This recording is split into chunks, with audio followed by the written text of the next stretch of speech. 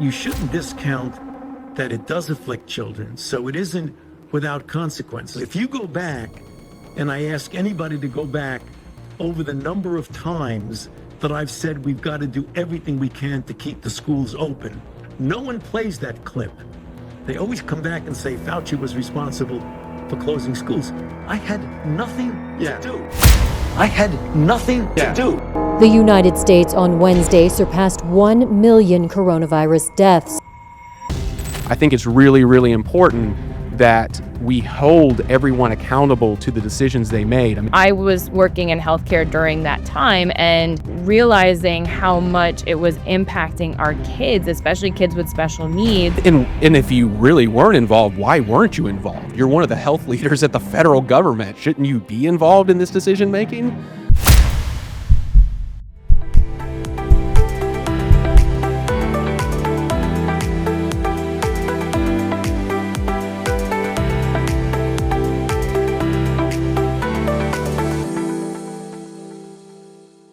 Welcome to another episode of the Neurotrition Podcast, where we give you the tools to balance the brain, optimize the body, and redefine how to unlock human potential. Don't forget to like and subscribe and follow us on Instagram, Facebook, YouTube, and TikTok. And don't forget to visit neurotritionpodcast.com, where you can follow us on your favorite podcast platform. Today, we are talking about Dr. Fauci. Lots of things have come out. We know so much more about not only the origins of the pandemic, but also going into how it affected children and schools and a lot of the decisions and the background to the decisions that were, frankly, unfortunately made. And I'm really excited about our host today, Greer McGuiness, who is the owner of Biomedical Healing for Kids. And she's going to help me unpack that here today. Greer, thanks for joining me. Thanks for having me. Of course. So, as we saw right there off the bat, Dr. Fauci, claiming that he had absolutely nothing to do with school closings. And to me, this was a very important thing to talk about. This is not about just rehashing this for the sake of rehashing this. I think it's really, really important that we hold everyone accountable to the decisions they made. I think everyone knows that this was a fluid situation. And I understand that, and I can give grace for that. But the issue is when you refuse to tell the truth about it, and I think that is really what this comes down to. Yeah. I was actually shocked learning, that it also went to the states too. The states got to decide how they wanted to impact schools for children. 1.6 billion children were impacted with their schooling during COVID. And I was working in healthcare during that time, and I got to see everything firsthand working in healthcare, but realizing how much it was impacting our kids, especially kids with special needs, was something that it didn't really cross my mind until it started to unfold and we started to see a lot of the repercussions for the impact that it did on schools. Yeah, and then not only, and then for a lot of these kids too, it goes further than just like education in school, right? These were schools for a lot of kids are their safe spaces, right? It's where they get food. It's where they get services like speech therapy, occupational therapy. It is, obviously huge for socialization. So it goes beyond just the idea of, learning to read and write and do math and things like that. It affects their overall well-being and health. It's just important, I think, to have these conversations just so we don't make the same mistakes again. Right. I think that we can't just sweep this under the rug and say, oh, well, he's an 85-year-old man and, he was doing the best he can. Well, yeah, I don't know about that. And I think when, unfortunately, this has become so ideological and, you're going to have half the country who still support him, half the country doesn't. And this really should not be an ideological issue whatsoever. So, if you're one of those people who, still, are saying, I don't know if he really lied. I don't know if there's really evidence for that. I really hope you come into this episode with an open mind as we go through some of these timelines, because I think it's just important to put that aside. Not get away from this, ideological mess when it comes to medicine and science. Agreed. Yeah, I think I think I don't think it's unreasonable to say we should have done things a lot different and a lot better. And we should be owning up to saying we messed up. We didn't get it right this time. And I think what hurts us in healthcare, practitioners who were working in healthcare and our kids, is feeling like we're not smart enough to understand what's real and what's not, or how to understand something in science, where I think we need to be given some credibility to understand how this impacted us and our kids, and I think we need transparency in that. 100%. So let's just, what I want to do first is let's just kind of go through a timeline. I want to kind of focus on, to start off with, I do want to talk about the origin because I think that's important, why this even happened to begin with. I don't think this epidemic even needed to happen. But let's start off just going through the timeline of what led to school closure. So a lot of this we know, we have a lot more clarity because of the release of Dr. Fauci's diary that was released by Rand Paul. And it starts off March 9th, 2020. In his diary, Governor Cuomo calls from New York. He's asking for advice to Dr. Fauci on closing schools in New York. And then on March 15th, 2020, we have an entry in his diary marked "Big Day" in red. He spoke with Mayor de Blasio and in quotes, convinced him to close the New York schools. Same period, Governor Newsom in California, his chief of staff tells him the governor will also close California schools based off his TV appearances, just based off that alone. Then on March 16th, so just one day later, the New York public schools close. And then we fast forward to October 22nd, where we already had that clip of Dr. Fauci claiming, "I had nothing to do with it." So just reading that right there, I mean, going through that, you have all of these private discussions going on. And now we are a couple years later, and magically, he has no idea why people are accusing him of being involved in these closures. And as someone from New York, who is here going through everything, it was one of those things where for us healthcare workers and for us frontline people, there were no, we had to go to work. There were no closures. We were almost like mandated to be at work. And so now we're scrambling to find people to take care of our children who can't be in school, and we can't, be home with them either. And it left such a hard decision for so many parents and families during that time, where nobody understood, how could we just close the schools? Like, how, what are we going to do with our special needs children who Right. might stop getting services? I had families who were not getting at home care for their children, their medically complex children. They could not get in home private aids or services any longer, and that was detrimental to their health. It was a really difficult time, and I understand at that beginning, we just didn't really Sure. understand what was going on. And as someone who also got COVID on April 1st, and was significantly sick, I was severely sick. Um, it was scary on so many different levels, but it was such a hasty decision that I don't, there was no real communication with anybody, no communication with anyone in the New York State. It was just, let's close the schools and that's it. And that was it. We didn't get any explanation at all. And here's the thing, like, especially early on, I can even understand a short closure in schools until you figure out what the heck to do, what the heck is going on. I get that. But at the same time, don't come to me 2 years later and say you had nothing to do with it.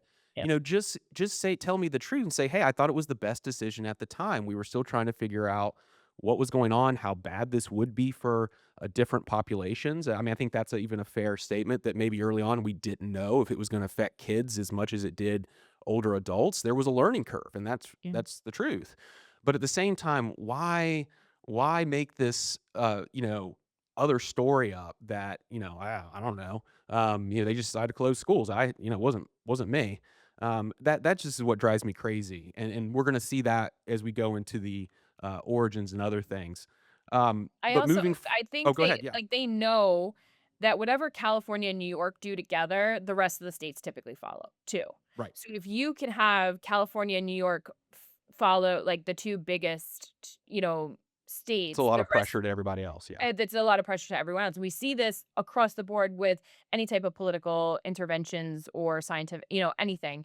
And so I think that there was a push between those two specifically, because once those two states follow and they start the trend, then the rest of it follows. And it's just like, well, then they did it. So that means everyone else has to do it kind of thing. And I think that's where we made some big errors. But I do agree. I think if he said, I closed the schools, we just didn't know. We didn't know how it impacted kids. We wanted to be careful. I think that would have came off so much clearer to Right. families and say, okay, yes, we understand that. That makes so much sense. But to make it seem like you're not involved in these major decisions when you were was really impactful. And if you really weren't involved, why weren't you involved? You're one of the Yeah. health leaders at the federal government. Shouldn't you be involved in this decision making? Yeah, you would think that that would be like, say, listen, I was in charge and these were my decisions and this is what we thought was best. And I think people would have respected that so much more. Sure. I think it's the backpedaling so much with all these decisions. We can just own up and say we made poor decisions at these times and say we learned from them and now we can move on for the next thing. We can't move forward if we can't figure out what we did wrong in the past at all, especially with something as large as this pandemic. Absolutely. So let's fast forward to just a couple days ago, well, end of July, and I guess you can say Dr. Fauci testified before Congress. Didn't have much to say, but he did have a little bit to say in his opening statement. Let's take a look at that. However, given Senator Paul's obvious obsession with calling for my prosecution, his repeated slanderous comments about me, and recently his publicly releasing my unredacted personal diary aimed at embarrassing and intimidating me. Unhinged obsession. Greer, you told me you were, correct me if I'm wrong, but I think you sent, when we were talking about doing the show, you mentioned that you were actually working in nursing homes in New York City. Is that Yes. so? Is it unhinged to want to know the answers? And hey, did we actually fund the creation of this virus that leaked out of a lab that had no proper, security measures? Is that really unhinged? No, considering, I can honestly tell you as someone that went through this, and I know I'm not alone, I definitely have PTSD from watching nearly over 300 of my patients die. Okay. It was one of the hardest things to go through and see during that time where we would like some answers. I know family members who lost their loved ones would love some answers. And, Cuomo was one of the people who put COVID patients who were getting discharged from the hospitals in our nursing homes. We had COVID wings, and then it was like a trickle down effect. It started and it just didn't stop. And I lost not only did I lose patients, we lost fellow coworkers too. So I know people, I don't think it's unhinged to go, wow, we need to relook at everything and regroup and figure out what happened. And we would like some answers so that this never happens again. Yeah, and so going back even to the school stuff, I mean, I might have looked a little unhinged when I sit down, we're going back in school. Luckily in Florida, we were able to do that in August, September of 2020. It was pretty regular fall semester. And for them to sit down in the IEP meeting, and at this age, 6 years ago, my son was 5, 6 years old. He still wasn't even using the bathroom independently, completely. And so we had a lot of things that we need help working on, and a lot of goals. And they really looked me in the face, sat down, and said, our number one goal with Jacob is to have him wear a mask. And I'm telling you, if looks could kill, I had it. I mean, I was just, it was a mixture of that and shock. I mean, where are we? Where are we? Where that is our main goal. I mean, it just made no sense. And it was my final straw to cut ties with our local public school because I just couldn't handle it. But I'm sorry, when this is our reaction and what we're doing, I don't find it unhinged to want to know the answers to these things. Agreed. In New York, masks were mandated for schools. And so, I think my kid and your son are around the same age. Right. Um, because I remember his online learning, like the end of kindergarten, it was online learning, which was an absolute disaster for a kindergartner to do online learning. And then when they started first grade, I remember, they still made all the kids wear masks. They were going to school every other day. So they had A days and B days. So they had to go to school every other day. But because my son was in self-contained, there was only like 10 kids. So that was fine. You couldn't have a classroom of more than 10 kids. Um, so kids went every other day to school, and then the days that they were off, they had to do the online learning. So they were at Oh my home gosh. watching it was, and so it was my son's teacher wound up pregnant. So she wound up not even being in the classroom. She just taught via Zoom first grade in the janitor's closet because she didn't want to be around all the kids. And I understand, like, you're pregnant and you're afraid, but Sure. it was just we just couldn't win. We just felt like, they would send me Keegan would take his mask off. I'm like, Yeah, he's an autistic kid who's in first grade who's trying to understand. Like these kids just didn't understand, and I can't have them wear a mask 24/7 in school. And, we're being unreasonable with children. And that was the thing. I mean, I even had friends that were in daycare and their 3-year-olds weren't wearing masks. And then they would get called to pick up their kid because they weren't wearing a mask. I mean, it was just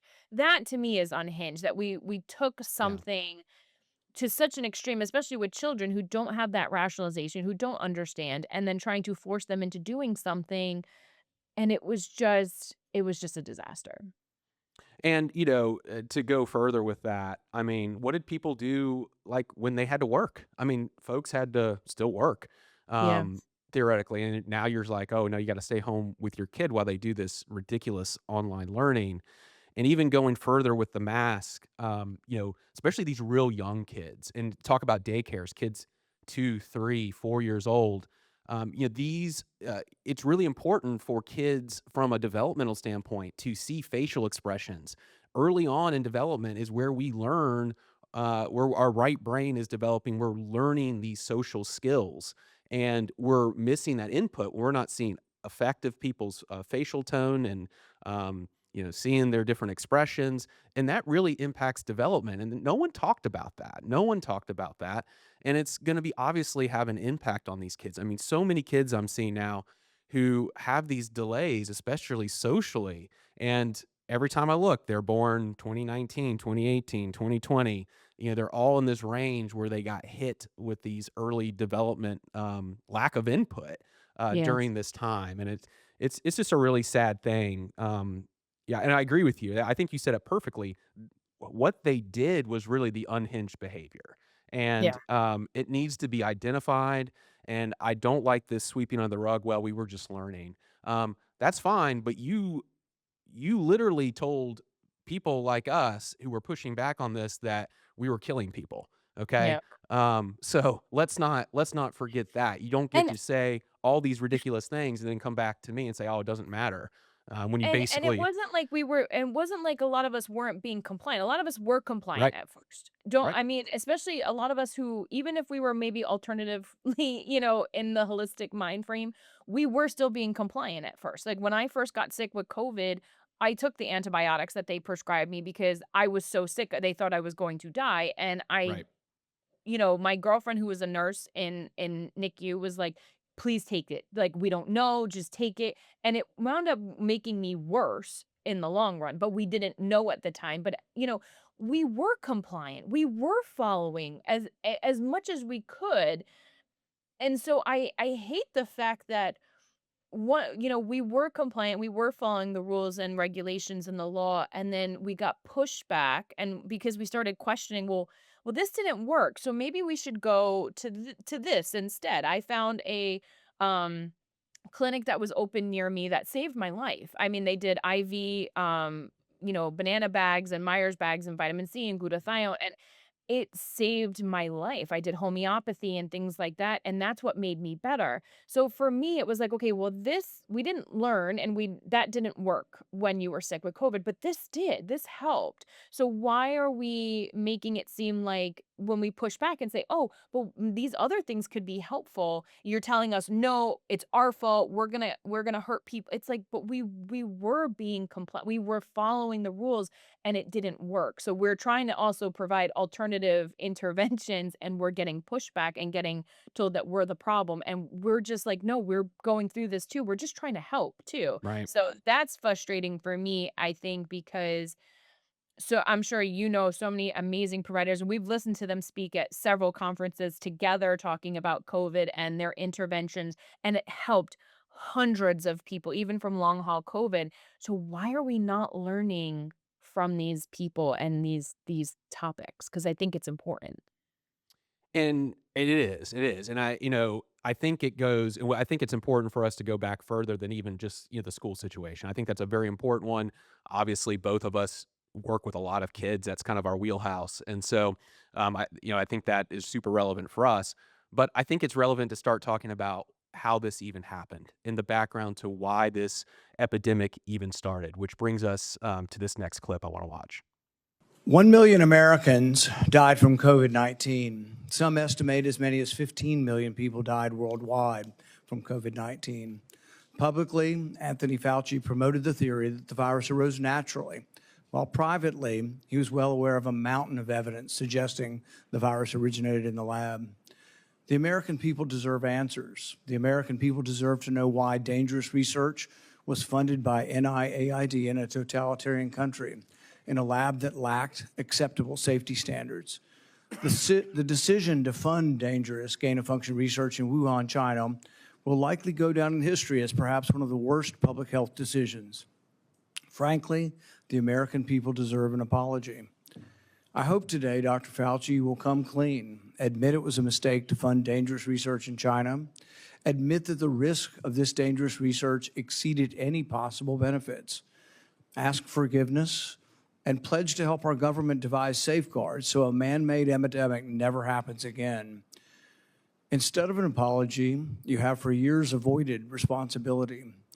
Regarding the lockdowns, you argue that you did not personally issue every lockdown order, close every school, or impose every mandate.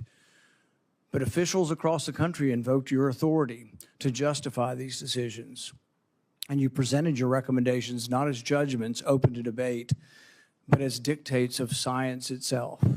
Your own words demonstrate that you understood the influence you exercised. So I think Rand Paul really nails how I feel about this.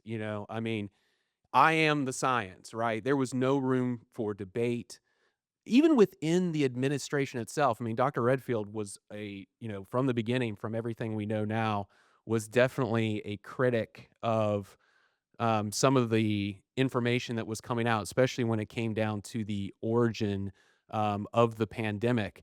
And he wasn't allowed to give that alternative perspective at all. Yeah. To me, I don't think it's unreasonable to say what happened. If you're wrong and you screwed up and I don't know. It's an interesting thing to think about where we were told for so long this was just a virus. Like there was no foul play or anything. And to think that there could be, and it possibly was something man-made that was leaked or what have you, is a very scary thought, I think, for many people. And I think many people don't want to have that thought. And I don't think they want to think about that of what could potentially then happen in the future.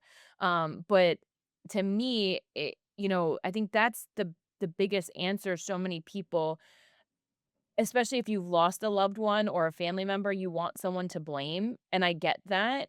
And I think that that's where the transparency starts is how did this start originally? How did this happen? And then let's make sure that this never happens again. Because in that committee meeting too, they also said, we also want to make sure that this, that we're better prepared for the next pandemic.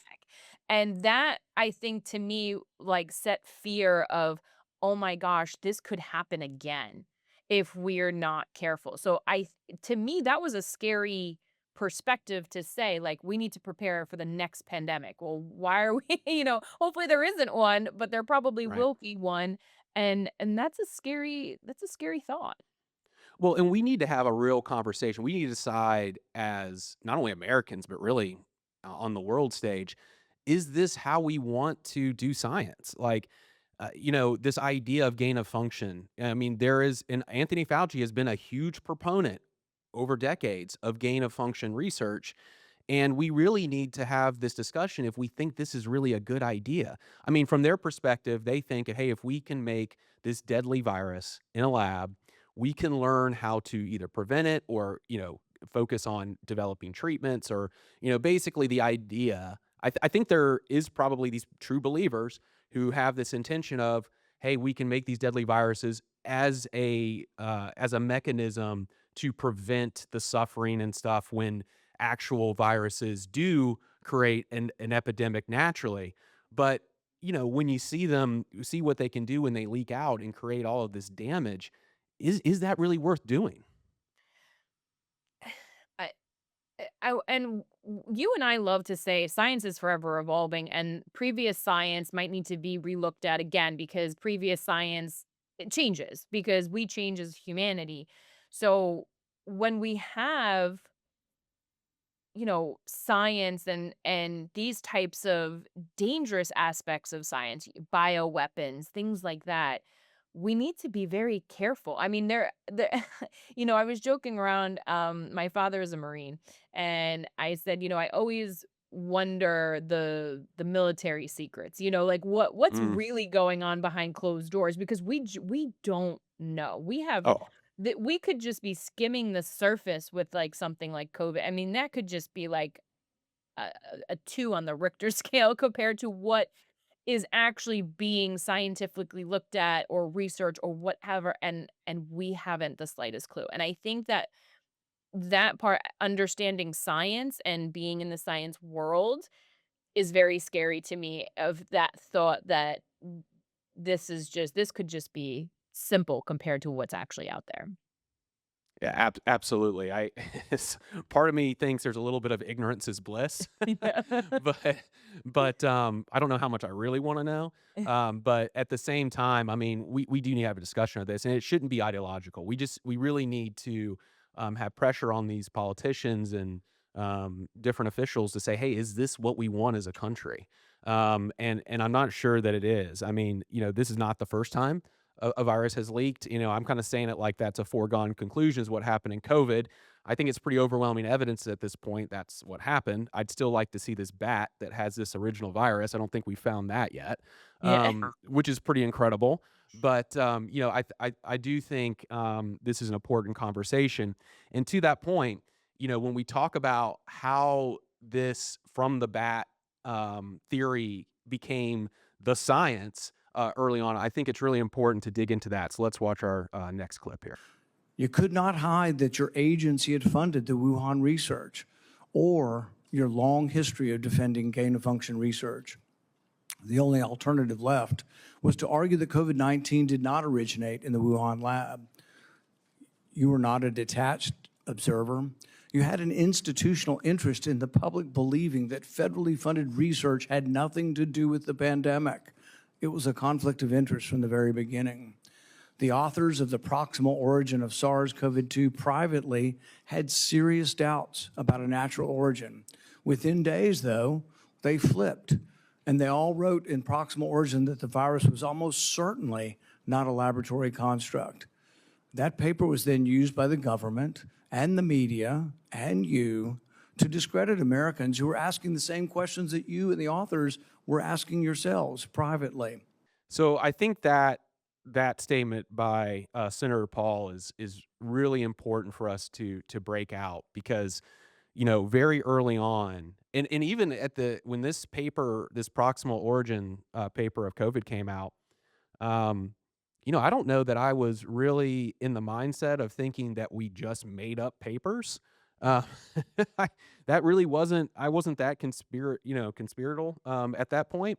But So I even took it at its face value and said, okay, well, I mean, this paper came out saying essentially, I mean, that if I remember correctly, that paper essentially said it is definitely it's genetically impossible this was manufactured. Yeah. Is essentially what that paper said. And I think it's real important that we dig into this timeline. So in January 2020, this is like January 29th, Christian Anderson, who's the author of the paper, he's telling Fauci privately that he believes this virus was probably engineered. He was seeing things in the virus that led him to that. And even in this email, it indicates that Fauci actually said he was going to contact the FBI, which never happened. And then just a few days later, Anderson is emailing Fauci that some of the genome features are looking like they're engineered. So he's obviously thinking that it's going that direction. And it's literally the next day, beginning of February, that there's a teleconference with multiple scientists. Fauci's on there, Anderson's on there, Robert Gary's on there. There's a bunch of people on there. And then suddenly we have these first drafts of this paper. They talk some more. And then all of a sudden, this paper gets released out in March, something like that, that it's impossible that this virus came from anything else but a bat. Yeah. I And it was kind of, they and it I remember that they sent out a link to the research study with, so every day we would get reports from the Department of Health. Every day we would get like new um policies, procedures. I mean, literally day by day we'd go into morning meeting and everything would change. Everything would change from the day before.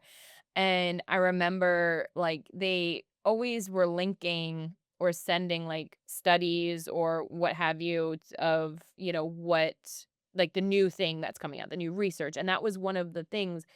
And, I am, we've had the same, viruses and stuff for so long. Things mutate and we completely understand, but this was nothing like we'd ever seen before. And it was just so hard to feel like this one thing started from a bat, but then where did the bat get it from? Where did the bat, it's just everything just always seemed very questionable, but at the time I think a lot of us didn't question it. We just went, okay, makes sense and move on because we're dealing with a pandemic and you're dealing with chaos. So those little details get missed because you're in chaos. 100%, 100%. And what's even more ridiculous about all this is that it was just a month later, and we know this by, all of the Freedom of Information Act and different documents that come out, but it was just a month later that Anderson is privately still saying that he's not convinced that he's still not fully convinced that it didn't come from the lab, it wasn't engineered. So there's obvious this scheme essentially to create this messaging and guise it under science, under the idea of science that of a narrative essentially. And they're, misusing science and it's created a lot of damage. This is why people don't trust everything. Even when a paper comes out, I'm like, well, I'll read it, but I'm gonna wonder, who wrote it and what their motivations are and all these And that different things happens. now. And it's huge It damage to the whole process. and that's part of the problem as someone who has published research, and I still get people who question my research and my Sure. papers, and it's like I'm not out to get anything, like, so for me with research, I have to always take research with a grain of salt because I've seen research papers get retracted like that for small errors or small details or something that somebody doesn't like in it, or whatever. So it's so interesting that we say that we need to believe in the science, but then the science is constantly and we are different human beings. We have a different environment. We can't constantly assume that one research paper or one study looking at one thing is the end all be all because that's not how research works, but research is always a variable. So we have to take that into consideration that there can be a lot of variations to a study or something that we're researching. And I have a hard time now believing in so much science. And that's why I continue to try to publish science, because I know that I want it to be concrete as much as physically possible, especially in the Sure. pediatric center. But reading a lot of research that got retracted, and this was the scary thing, is there was a lot of research on COVID, and the vaccine with rats, and a lot of a lot of those studies got retracted after they Yeah. were published. And to me, it's like, why are we retracting all these research studies? It just, things just didn't constantly make sense, where I would read a research study, I go back and it's like, big line, like retracted. And it's like, what happened? Why did it what was so bad about the article? Like and you don't always find the answer of why No. it was Right. retracted. Right. So you're just, so now you're questioning, was there an error in the method? Was there an error in the outcome? Like what? And we don't know. So that to me, I think, says a lot when, we were trying to understand the physical outcomes of even just the virus, with the physical. I mean, I've had a lot of kids with who had COVID early on regress and get really sick. So, those are things that we need to investigate too. We need to have research on those. 100%. And this bad science, this I would almost say malicious science. That might be a strong term, but I think I can call it that because it really became ideological.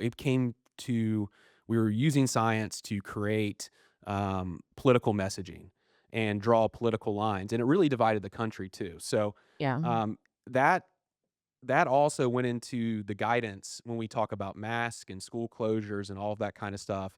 I mean, one of the most egregious examples to me, I think it was like September 2021, the CDC comes out with these studies about masking in schools, and it was the most ridiculous study. I remember reading that and people posting like, "Look, mask work. They definitely need to be in schools." And I remember reading that study, and I'm like, anyone who read that study carefully would have come to the conclusion, would have like noticed that there was huge problems.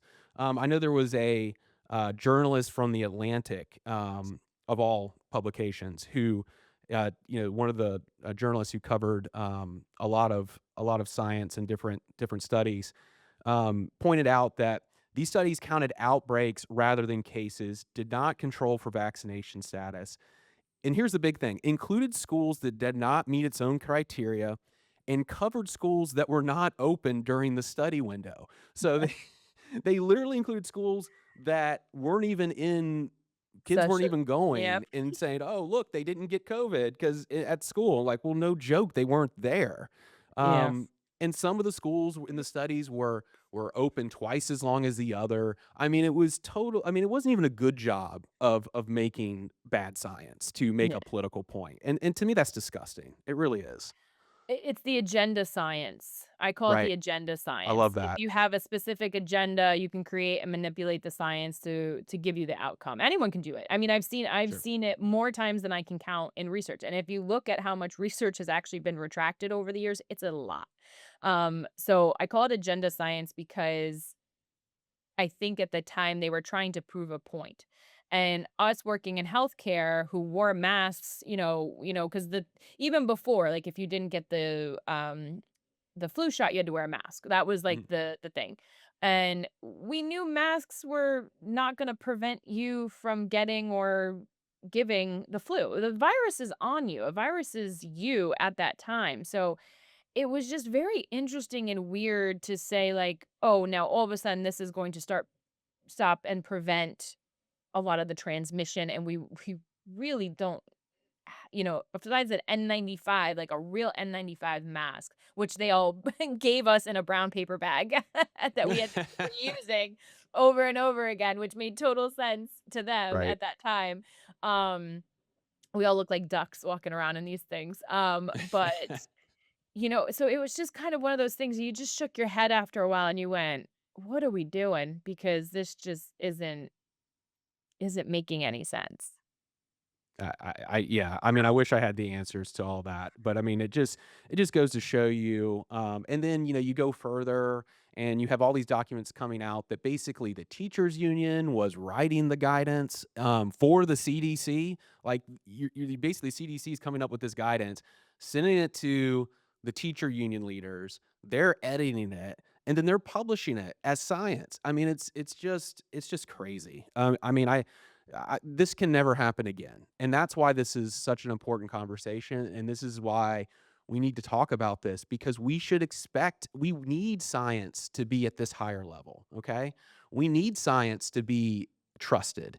And when you do stuff like this, no one's going to ever trust it. And it's going to be very difficult to rebuild that trust. And that's the most important thing when you're looking at what we lost. A lot of people lost their lives, their families, their childhoods. Our children who have special needs lost academics, learning loss, like reading and math skills had predominantly plummeted during that time with our children. 50% of IEPs were not being met. Our children fell further behind. So our children were already behind and then fell even further behind because of COVID.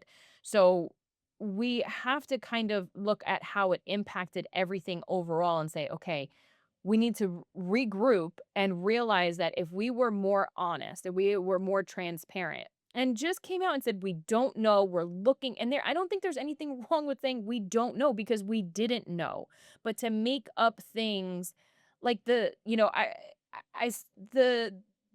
lines in the grocery store to follow an arrow and you could only go one way. I mean, come on. Like we could have done so much better to help the American public and the American population to be healthy, and we didn't do it.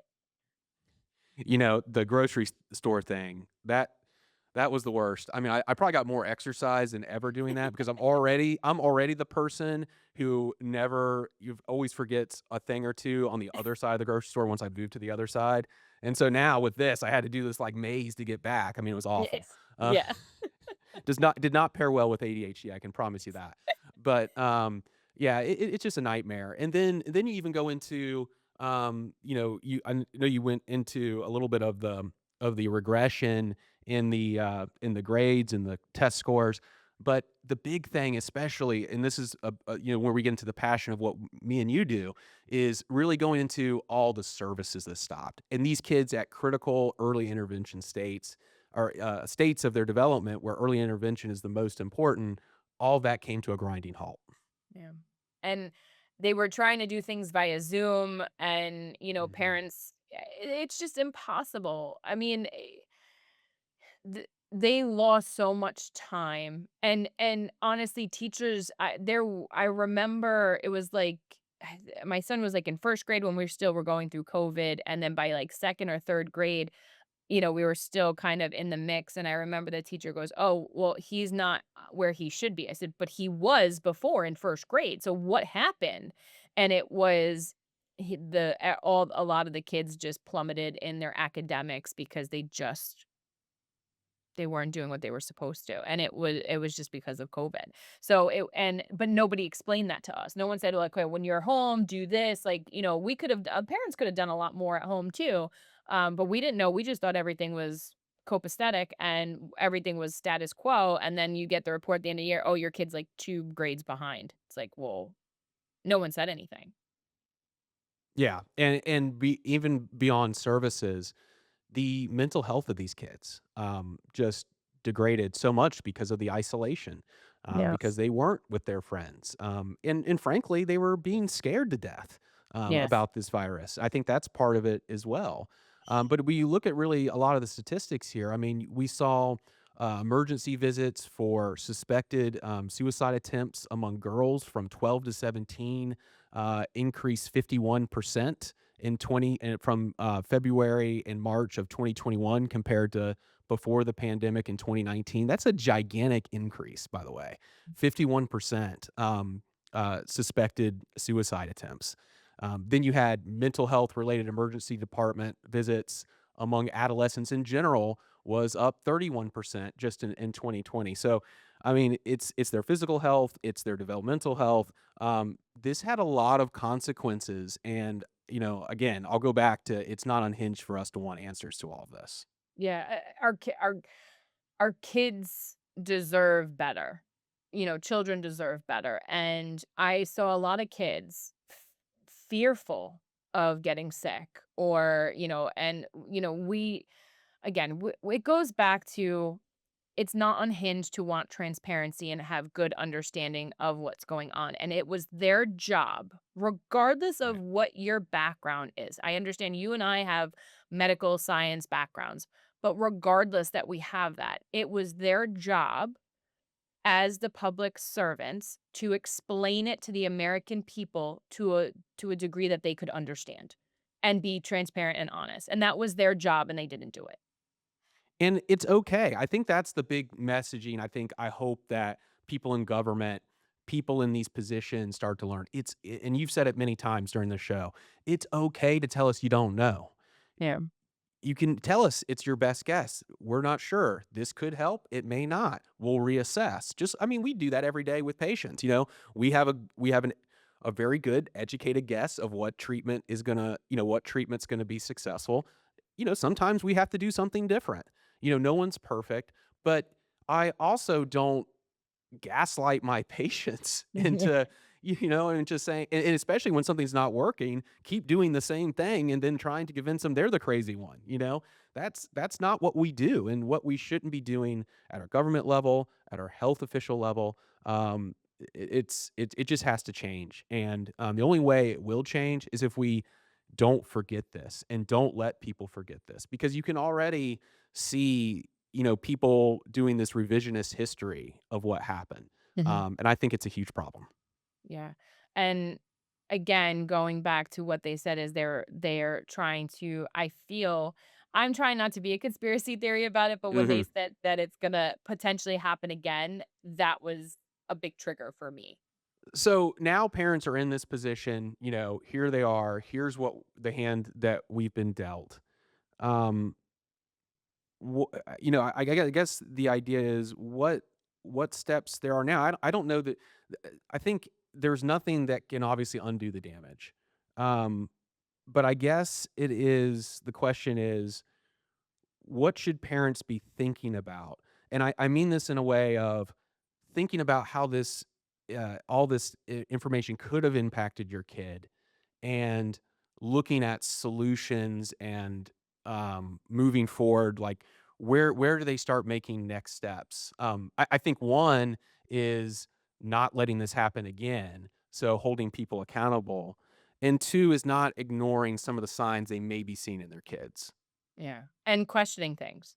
Right. It's okay to question things, and that's our job. That's what we do in science all the time. We question the hypothesis, we question the research, we question our methodology. We question everything we do. And you know, I think that at first we didn't question a lot, but we should have started questioning things pretty quickly and we didn't.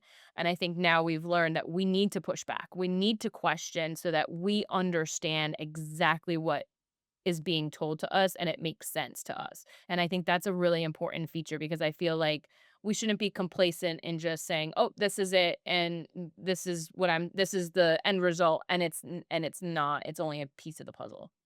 100%. Well, Greer, I really appreciate you coming on and tackling this kind of was certainly going to be a controversial topic no matter Yeah. what. But I think we laid out a good story here for people to objectively think about. I hope people really critically think about this and come into this show with an open mind. But appreciate you coming on. Where can people find you to work with you? Yeah, so everything is biomedicalhealingforkids.com. My Facebook and my Instagram is Biomedical Healing for Kids, and I specialize in kids with autism, ADHD, and complex medical conditions. Awesome. All right, everyone. Thank you for joining us. That's it for this episode of the Neurotrition Podcast. Again, don't forget to like and subscribe. Follow us on Instagram, Facebook, YouTube, and TikTok. And you can go to neurotritionpodcast.com to follow us on your favorite podcast platform. We'll see you on the next episode.